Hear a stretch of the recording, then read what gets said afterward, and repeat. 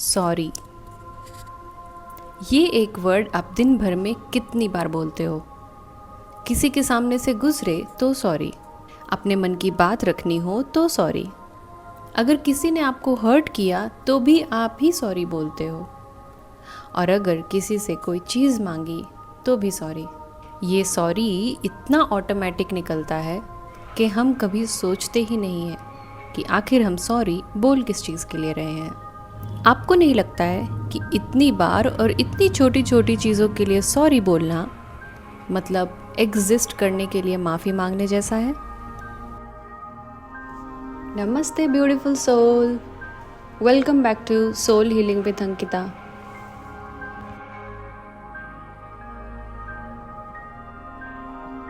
हम सोचते हैं माफ़ी मांगना ये एक ह्यूमिलिटी है, ये पोलाइटनेस है, ये एक अच्छे इंसान होने की निशानी है।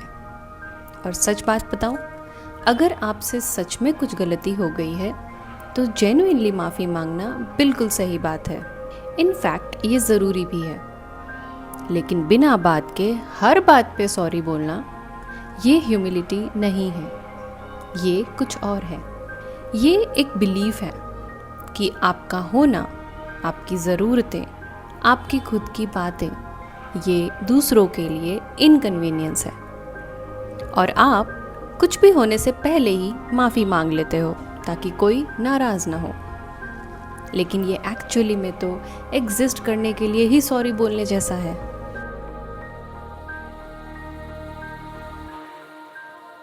ये जो पैटर्न है बिना बात के सॉरी कहना, ये हमें बहुत पहले ही आया होता है।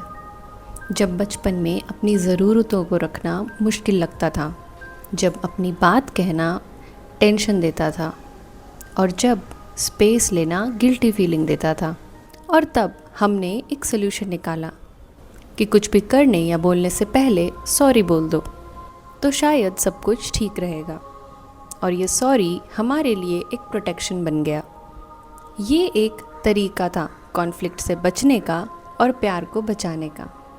लेकिन वही प्रोटेक्शन धीरे धीरे करके आपकी एक आदत बन गई, और विद टाइम आप खुद को और छोटा बनाते गए। और इसका सबसे बड़ा नुकसान पता है क्या है? कि जब आपसे कोई गलती जेन्युइनली होती है और आप उसके लिए सॉरी कहते हो तो उसकी कोई वैल्यू या वेटेज नहीं होता, क्योंकि सामने वाले की नज़र में आप तो हर बात के लिए सॉरी बोलते हो।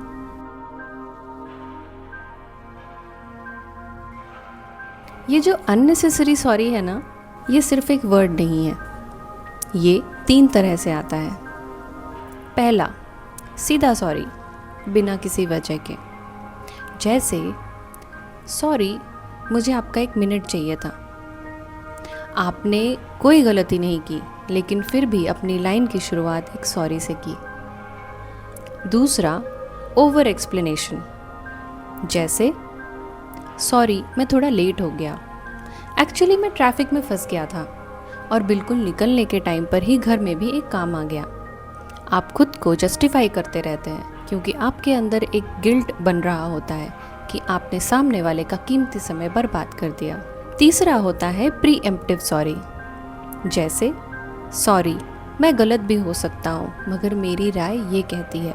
इसमें आप अपनी बात रखने से पहले ही माफ़ी मांग लेते हो, क्योंकि आपको अंदर से डर होता है कि कहीं कोई डिसएग्री ना कर जाए।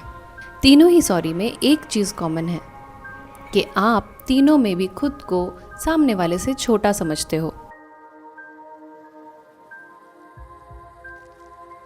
अब आप सोच रहे होंगे कि तो हम करें क्या हम सॉरी बोलना छोड़ दें? तो मैं कहूँगी कि नहीं।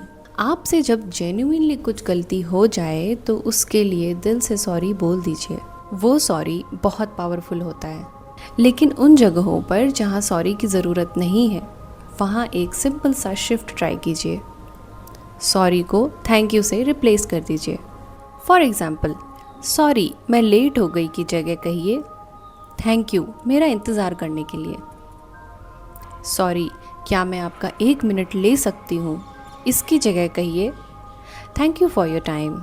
सॉरी ये गलत भी हो सकता है, ये कहने के बजाय कहिए कि मेरी ये राय है, मैं ये कहना चाहती हूँ। सुनने में ये शिफ्ट बहुत छोटी सी लगती है, लेकिन असल में ये बहुत कुछ बदल देता है, क्योंकि थैंक यू बोलने से आप दूसरों को एक वैल्यू दे रहे हो और सॉरी बोलने से आप अपने आप को छोटा महसूस करा रहे हो।